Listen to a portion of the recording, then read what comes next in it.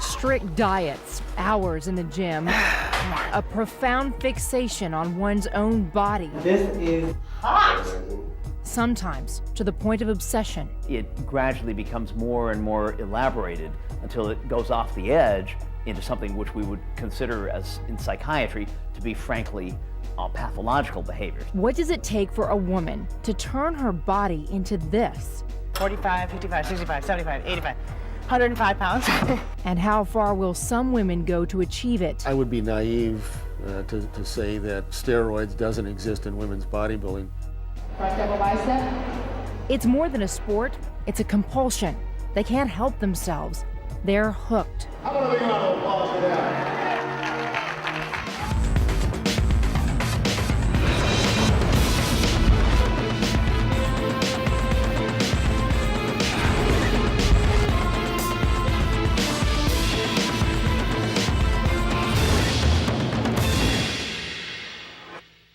Guys respect me and fear me.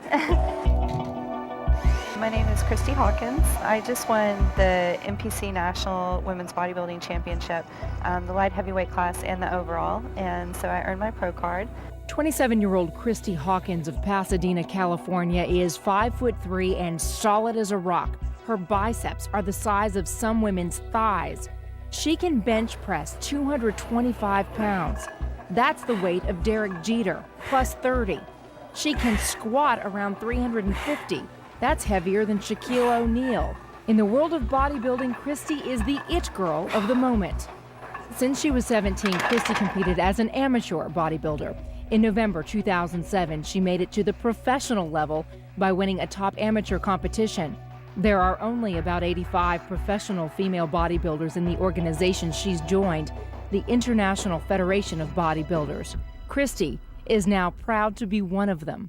You put so much sacrifice into it, so much discipline and dedication, and you never think that you would reach that level. No rest for the weary. A lot of times I do train 7 days a week. I'm in here doing something.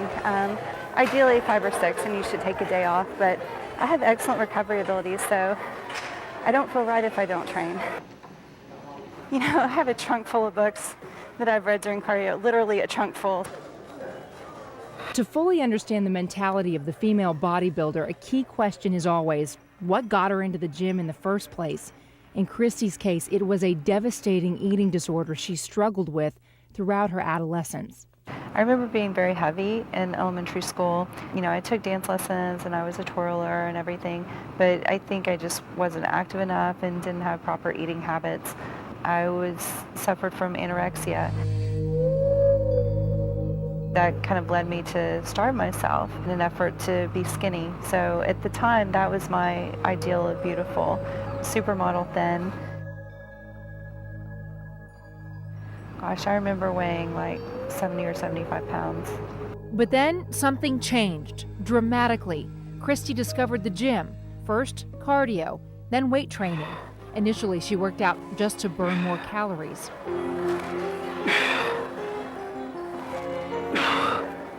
Over time, her body started to change, and Christy liked what she was seeing. At 15, she got her own gym membership.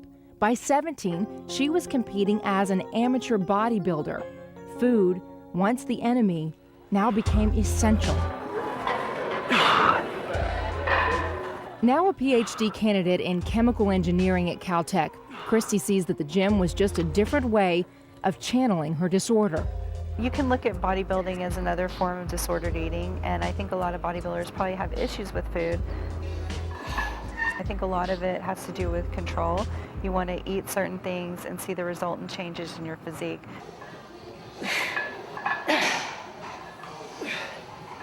It's not normal to most people, but I feel like it is a healthy lifestyle and a healthy outlet for me to be able to address those issues. In psychiatry, the magic words that we use to define the threshold of what is an illness or a disorder is if it seriously impairs social or occupational functioning, or if it causes serious subjective distress. Dr. Harrison Pope is a professor of psychiatry at Harvard Medical School, based out of Harvard's McLean Hospital. He's published several studies of bodybuilders. What he found? A high prevalence of eating and other psychiatric disorders, including one he calls muscle dysmorphia. Muscle dysmorphia is a syndrome in which individuals develop an unrealistic preoccupation with their muscularity or fitness. The typical individual with muscle dysmorphia will look into the mirror and see themselves as small and frail, even though they are actually big and muscular. Bodybuilders often refer to muscle dysmorphia colloquially as bigorexia. That's it for weights. Feel good? It's a good little workout. With today's workout behind her, Christy is about to strike a pose. Can we take pictures over here real quick? Now that she's gone pro, Christy has been invited to compete in one of the industry's most prestigious pro contests of the year, Miss International. She's one of only 16 women in the world who made the cut this year. With the show just 13 weeks away, she needs to scrutinize her physical development. She'll send these photos off to her nutritionist, who lives in New York, to be critiqued. Kind of gives me a second set of eyes to make sure that, I'm dialed in on time for my competition. Having suffered from anorexia, it's taken Christy time to embrace having a body like this. So is this beautiful? It's all in the eye of the beholder. This morning I was at the gym and an older lady made a comment about another trainer in the gym that her biceps were so big and that she was, quote, crazy. And I told her that my biceps were twice that size, and she didn't believe me until I took off my sweatshirt. She asked if I was married, and then she said that no man would want to marry me looking like that. And I told her that that was not true, that I had them lined up. At the moment, Christy's dating a male bodybuilder, and she's not the least bit self-conscious about her body. She loves her muscles and says they have never gotten in the way of a relationship. The strict diet and the training regimen, on the other hand, have. Dating a bodybuilder who's equally hooked on muscles sure makes things easier. Coming up next, do they or don't they? Tackling the prickly subject of steroids. I would be naive to say that steroids doesn't exist in women's bodybuilding.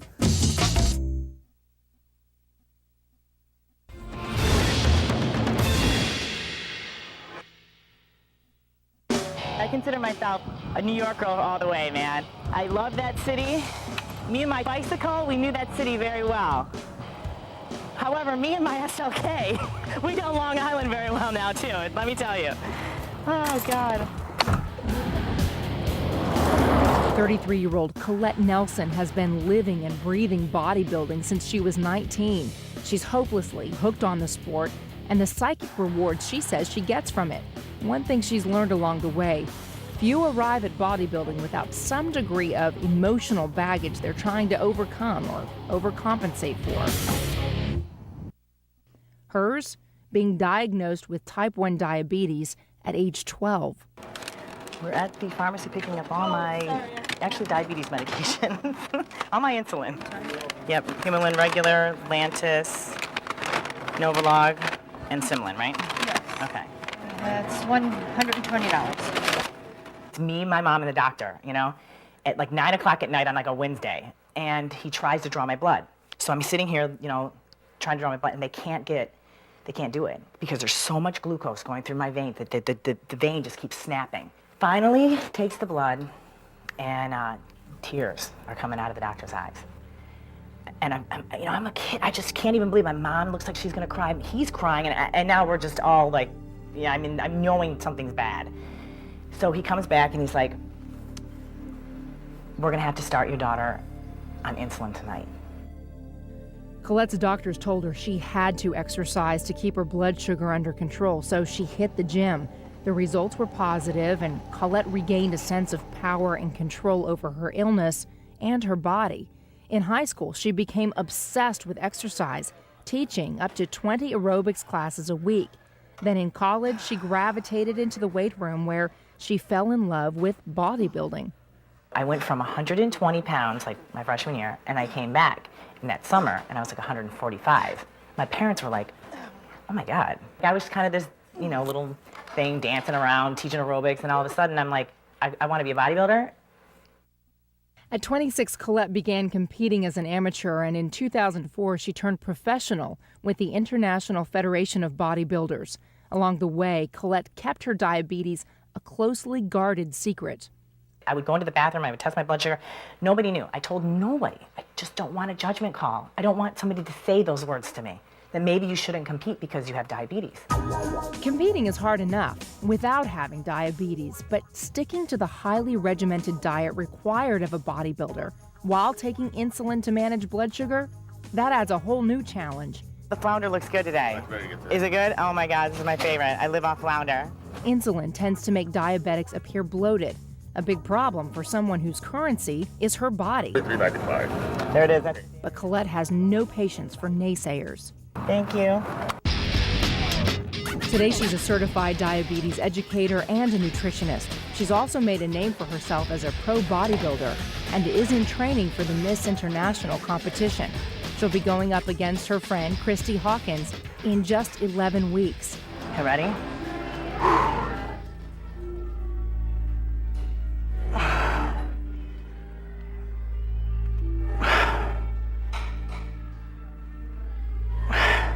Colette's workout partner today is her fiance, retired bodybuilder Dave Jumbo Palumbo.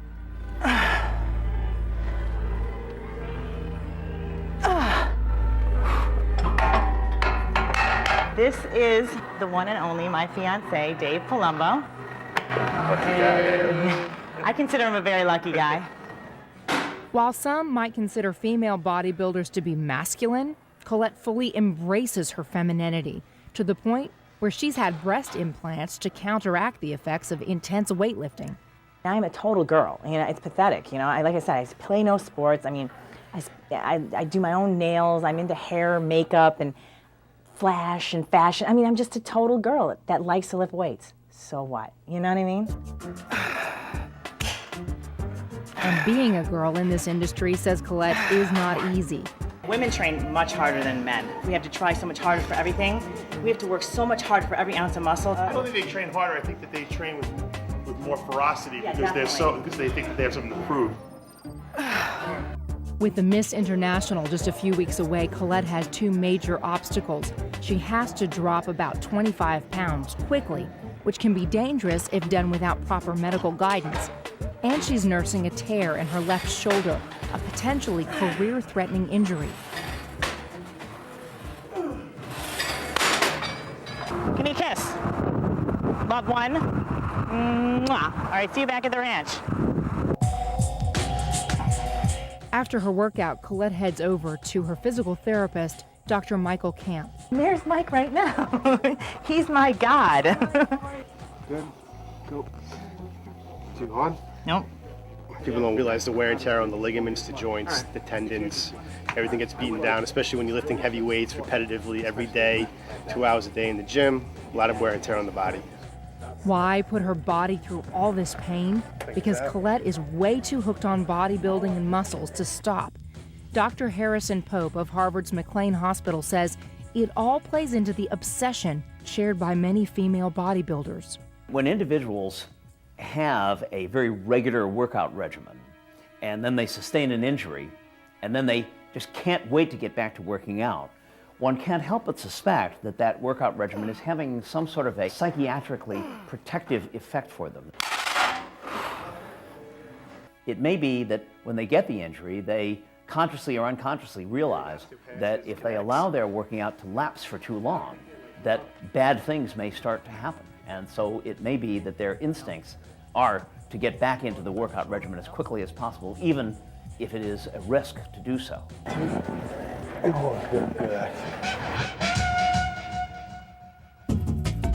When we come back, a lie detector test at a bodybuilding competition, standard operating procedure for one organization. Are you attempting to lie to any of the questions we are going to review? No. And how far will some women go to get their bodies to look like this?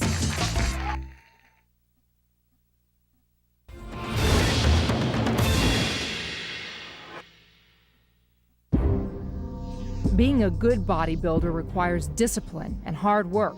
Many assume it requires something else. Performance-enhancing drugs, steroids, the black cloud hanging over this industry. Not all professional female bodybuilders have to face a firestorm of questions. They do have a choice in the matter. 35-year-old attorney Teresita Morales is a professional bodybuilder, but she opted to go with a league that prides itself on drug testing all athletes before all shows.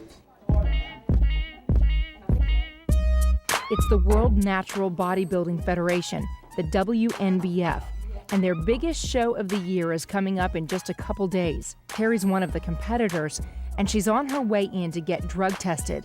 If there's any evidence she's done steroids or any other performance-enhancing drug, she's out for 7 years.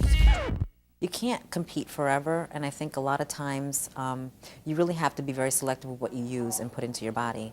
So I look for things that won't give any long-term effects. So you go with the natural way, obviously, and you don't have to worry about things like that.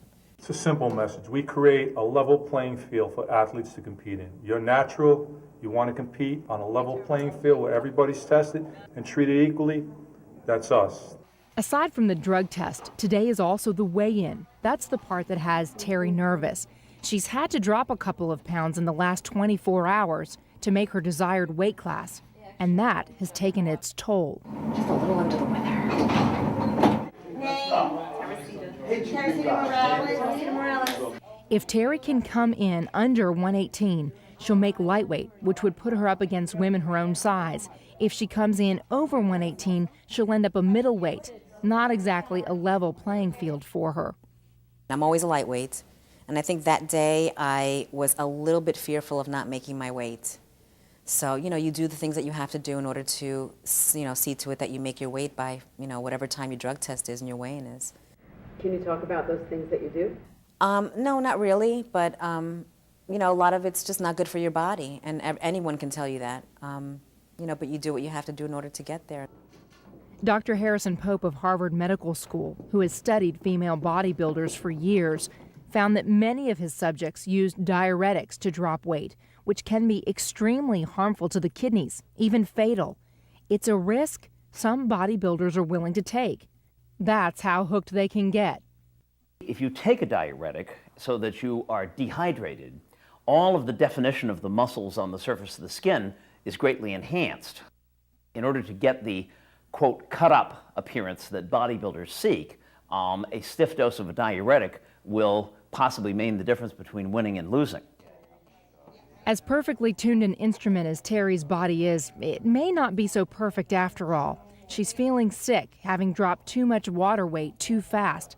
Not uncommon in the world of professional bodybuilding. I was a wreck.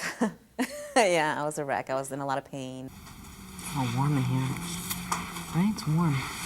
From time to time, one hears of fatalities where someone is found dead in a motel room an hour prior to the time of a bodybuilding competition. And very often, those acute deaths are attributable to a miscalculation on diuretics. Teresita? The WNBF's drug testing consists of a urine test, which is highly accurate, but there are ways around it. To complement the urine test, there's also a mandatory lie detector test, though that's only about 90% accurate. Okay, question number one. Is your first name Teresita? Yes. It's not, as far as whether or not I'm going to pass or fail it, I don't worry about that. Are you attempting to lie to any of the questions we are going to review? No. It's just, I guess, when you're sitting there in a chair with all this equipment attached to your body, and you really can't see the person that's asking you the questions, I guess it's just a little nerve-wracking because it's so quiet in that room.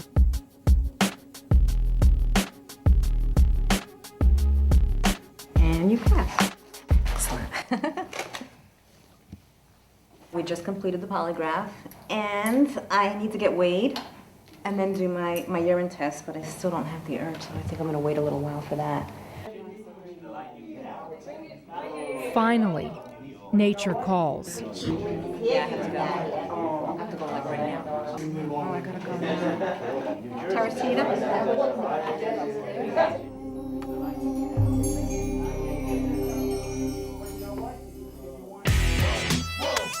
The other major professional bodybuilding organization, the IFBB, International Federation of Bodybuilders, does not routinely drug test its athletes. Christy and Colette are both IFBB pros. They don't like talking about steroids. No one in this industry does. We asked anyway. What's unfortunate in today's political environment is that if you are breaking Olympic records, if you are hitting too many home runs, if you're a woman who's decided to build up their body, you must be taking steroids. It must be. I think it's prevalent in every sport, but with us it's just more obvious.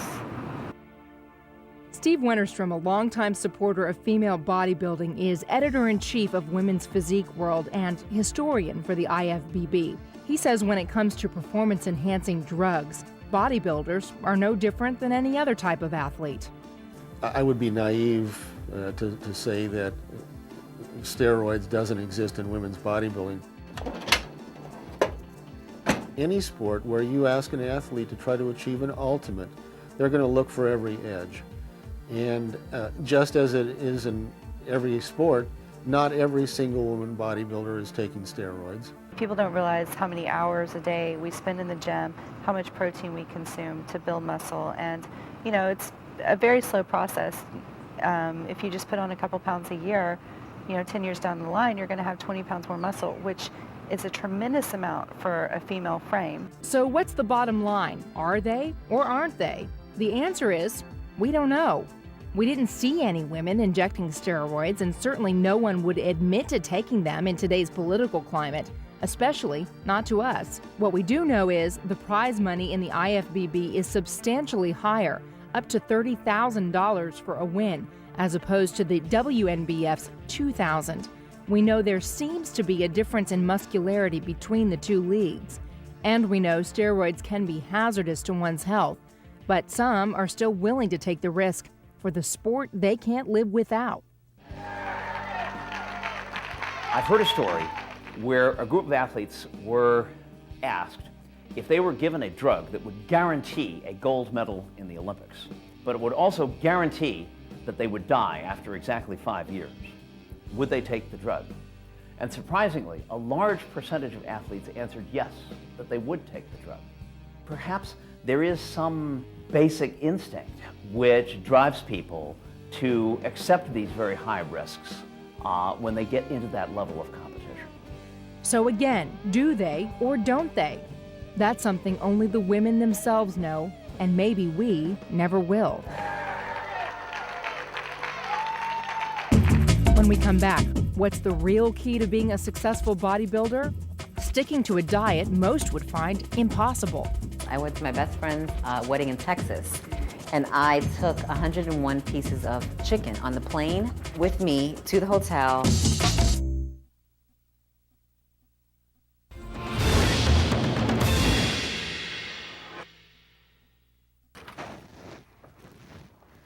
All right, how am I going to carry all this? It's 5 o'clock on a cold Wednesday morning in Queens, New York. This is my lunch pail with about 3 meals in it. I have my gallon of water. Terry Morales is on her way to the gym, her daily ritual. And I am all set to go. And there is that morning paper route guy. So we always meet each other in the morning. This will be Terry's last workout before her big competition this weekend. Today, she'll focus on arms, biceps, and triceps. In some ways, the gym is the most comforting place she could be after teenage years filled with turbulence and tragedy. As a young teen, Terry cared for her sick mother, who was suffering from cancer. She died when Terry was a junior in high school. Losing her was like my biggest loss ever. And, you know, you have like deaths in the family and you lose friends and things happen like in your life, but there's nothing like losing a mother. And you can never compare any hurt that you feel to losing a mother. It was really difficult. Terry ended up in foster care, and her experience led her to become an attorney representing children in the New York City foster care system. She immerses herself as much into her work as she does into working out. One client of mine said, you know what, I think you exercise a lot for a particular reason. And then I asked her what the reason was, and she said, because exercise won't disappoint you, because the gym will always be there. In a psychological sense, I think she hit it right on the nail. I think that in many cases, for both women and men, the ritual of going to the gym and working out hard has a clear psychiatric, therapeutic benefit. It may be that in many of these cases, individuals are self-treating an underlying depression or are protecting themselves against a depression that might otherwise erupt. Hi. Hi, Terry. How are you? Good. 2 days before Terry's competition, she's doing last-minute errands, tanning, buying a costume for her dance routine. Can I try on this outfit right here, the chain bra and the chain skirt? And getting her hair and nails done. Muscles aren't all that matter in a bodybuilding competition. It's about the whole package. It's definitely like a full-time job. The commitment has to be a 24-hour commitment. Sometimes other things in your life definitely get sacrificed because of this. I mean, if you're going for the win and you're going for the exposure and you're going for the endorsements and you're really trying to land those types of goals, then yes, it becomes a little bit intense and neurotic.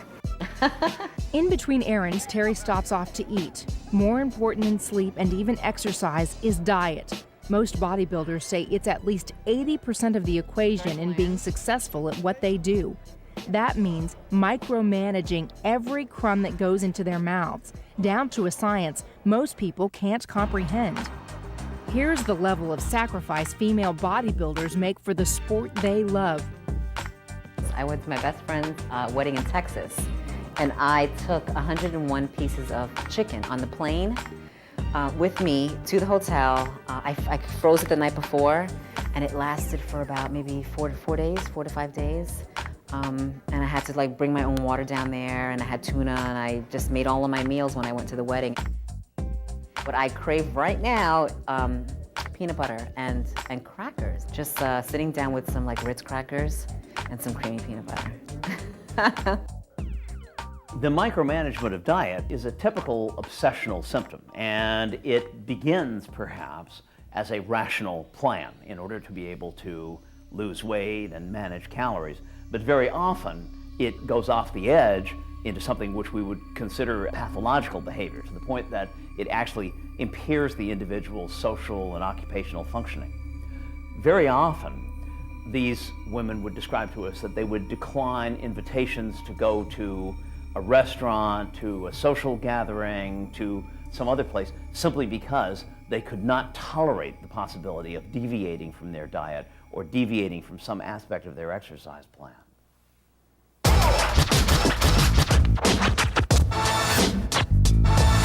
In just a few weeks, Christy Hawkins will head to Columbus, Ohio for her contest, the Miss International. Today, she's posing for photographer Bill Dobbins for his website, BillDobbins.com. A recovered anorexic, Christy still maintains tight control over what she puts into her body. Put this knee down.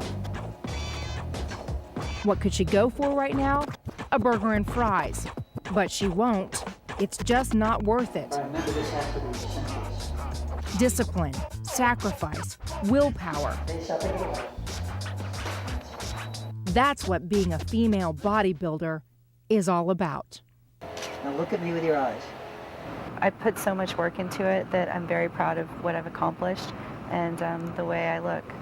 I like the power that it represents, the strength, and I just think it's very attractive.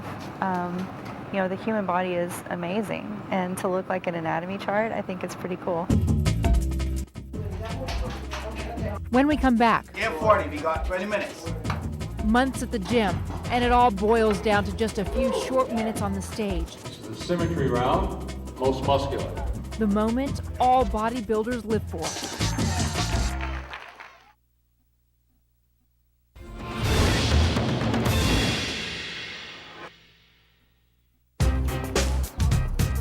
After months of intense training and dieting, it's finally time for the big event, the WNBF World Championships. Show day. The most important part of the show is the pre-judging, or posing on stage for a panel of judges. Doing well here provides validation for this extreme lifestyle. Terry's here and she's not in the mood to chat. At the drug test yesterday, all the athletes hid the goods under layers of clothing.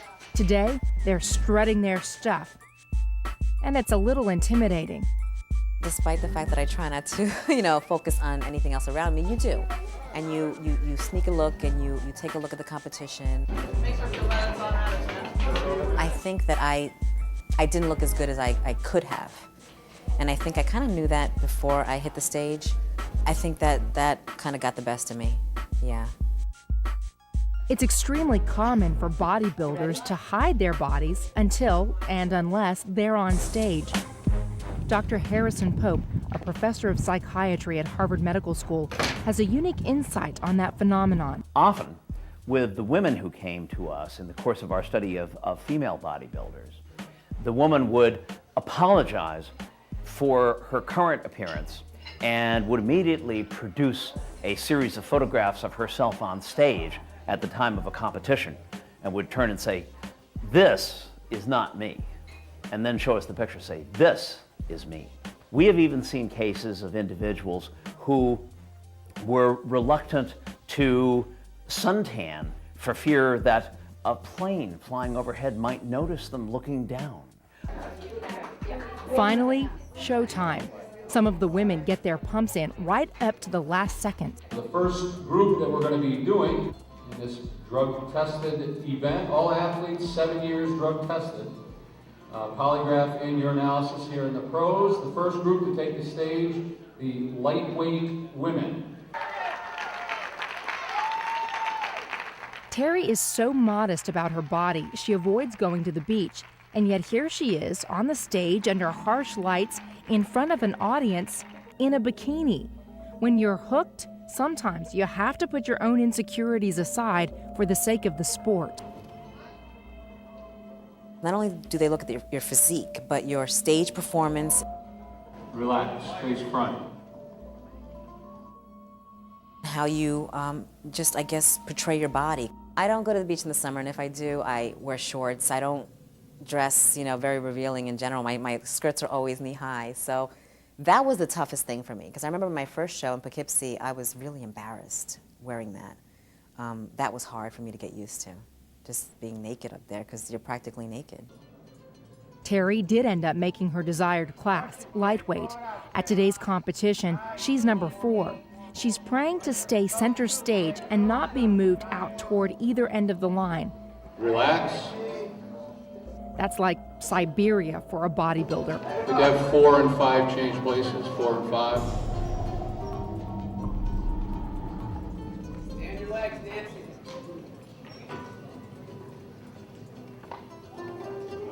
Most muscular. Come on. Right, Jay, nice.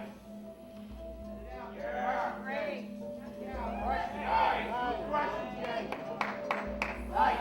Relax. We can have 4 and 12 change places. 4 and 12.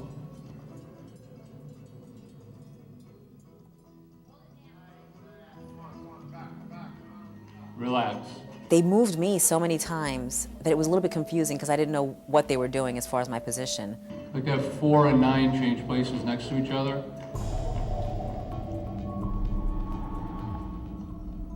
All right, ladies, I'd like to see one final pose before you leave the stage. This is the Women's Pro Natural Nature's Best World Championships competitors.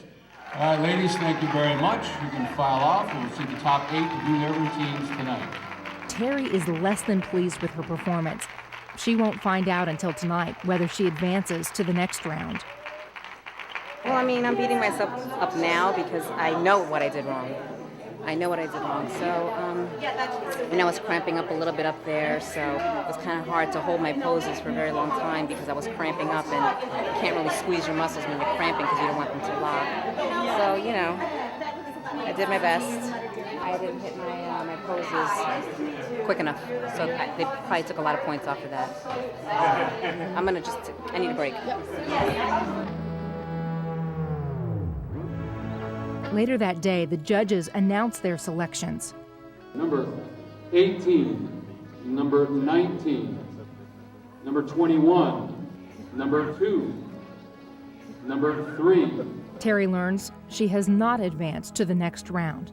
All that hard work, and now she has to do it all over again for the next competition.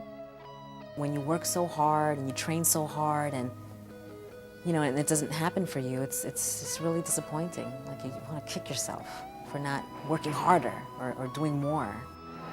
Just on the white mark for me. Oh, right there? Yeah. Normally what I try to do, especially with women who have had experiences with feeling particularly bad about where they placed, is to understand that they just need to go to the local mall and realize, based on what they're seeing, that they are in fact still in the 99 and 9/10th percentile of the female human race. Okay, hold it, ready? Good. They are in remarkable condition by comparison to the big wide world of womanhood.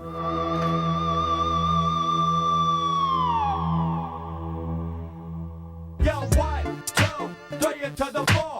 Guess who's knocking on your door? 1, 2, 3 into the 4. Guess who's knocking on your door?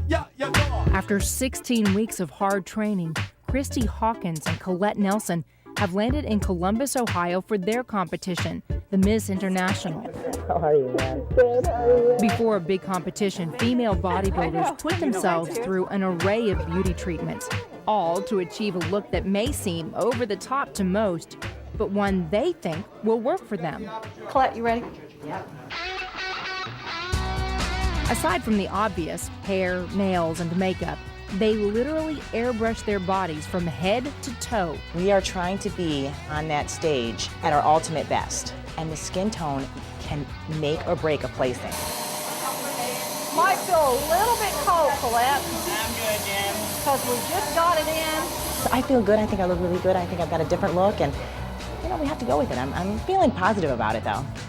We start out with a little bit of La Mer moisturizer. This is always relaxing, the calm before the storm. Doing laps. 3 more pieces. Right, here we go. Oh my God. I love you. Oh my God, this is hot. Okay, am I gonna be the hottest female bodybuilder up there? I mean, Yo, you are the word. Oh, yeah. You know what I mean? Yeah. This is a game. It's perception versus reality. You know what I mean? So it's not, you know what I mean? Wherever the flaws may be, it's all an illusion. When we come back, the question now becomes how to turn illusion into a winning performance. Here I go. Wish me luck. Will Colette's hard work pay off?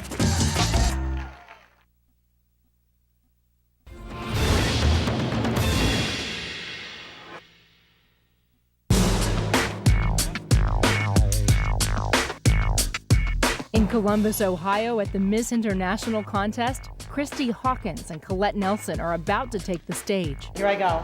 Wish me luck. Christy's here with her bodybuilder boyfriend. He's embarrassed. He doesn't want the world to know that. I respect that. He's with a professional female bodybuilder. He'll be cheering her on in her first contest as a pro. It's just like any other bodybuilding show. They'll bring the athletes out individually. From Seattle, Washington, please welcome Brenda Dragonon. Please welcome Antoinette Thompson. Kathy LeFrancois. Diana Cadeau. We'll do a little posing routine to show our strengths to the judges. From Houston, Texas, Iris Kyle. Whatever demons or insecurities or flaws a bodybuilder might have, all that has to melt away. Up here, they have to be in control, even more than in the gym.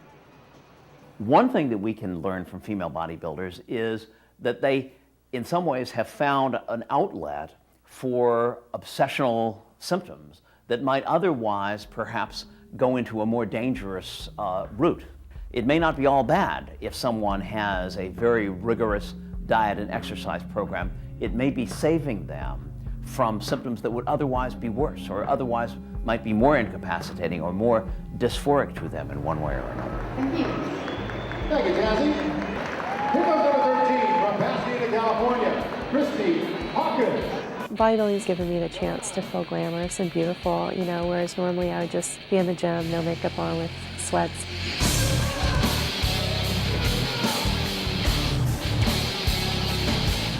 Even though we have all this muscle, we're still very feminine and, you know, and attractive and real women. I think some people think that big muscles are gross, but I've heard the same thing, the same comment made about men with big muscles.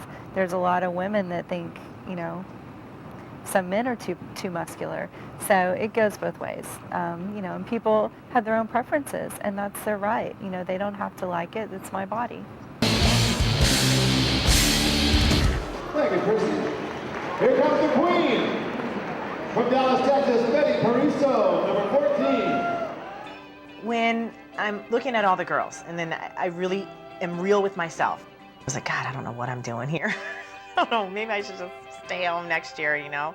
It's time to meet somebody from the Big Apple. Here comes number 11, Colette Nelson from New York, New York. I feel the most alive when I'm on stage. I become something greater than life, and everything, all your problems, anything is gone.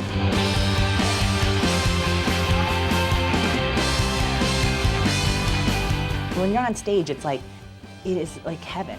It really is. It's like being in heaven, you know? Thank you very much, Colette. And then they'll bring us all out together and they'll do the comparison round and go through each one and compare individual body parts. Front double bicep.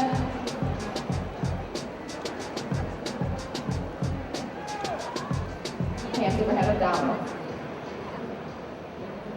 How about a big round of applause for that? In the end, Christy and Colette do not win. They don't even place in the top 6. A lesser woman might quit, but they're hooked. So defeat only fuels their fire to try even harder next time. I wanted to have a fairy tale ending. I did. I would have loved to have placed the top 10. I kind of, honestly, I felt a little bit disappointed, but it was the usual veteran competitors in the top 6. All of them looked tremendous. And so, you know, it's just going to take me a while to work up to that level, but I hope someday I can stand next to them. Me being here at the Miss International is almost surreal. This is coming from a little girl that was diagnosed with type 1 diabetes and was told from a doctor that there are going to be things you're not going to be able to do anymore. And when I was told that, I wanted to do something that was going to prove those exact words wrong. And I fell into this world of bodybuilding. I didn't even think it was possible I would ever get a pro card. When I did turn pro, I thought, wow, wouldn't it be great if I could step on the Miss International stage? That would be unbelievable. And I did that. Any athlete who's risen to the pro level has to be hooked. Why else would they work so hard with no guarantee of winning? Beautiful. But why muscles? Some women embrace bodybuilding for what it gives them on the surface. Yeah, like that. Bring them down a little bit, the arms down. Yeah, beautiful. Some appreciate it for the emotional rewards they say it offers. For yet others, it's a coping mechanism that helps soothe a profound insecurity. So, are they perfect specimens or just perfect candidates for the psychiatrist's couch? Maybe a little of both. Among the women competitors that we have seen, they ranged from ones who were very much in control of their lives and were not compromising their social or occupational function in any way with their bodybuilding lifestyle, all the way to people at the other extreme who were profoundly distressed and who were profoundly compromised in terms of their ability to deal with the regular world. Here's how Christy Hawkins put it in a recent email, quote, "I've always admitted that you have to be a little nuts to be a good bodybuilder." But she goes on to say there are far more destructive obsessions out there, and she'll take hers over those any day. I am hooked on muscles. I mean, I love being strong and powerful. I love being able to move a lot of weight in the gym. It's my lifestyle, and I wouldn't trade it for anything.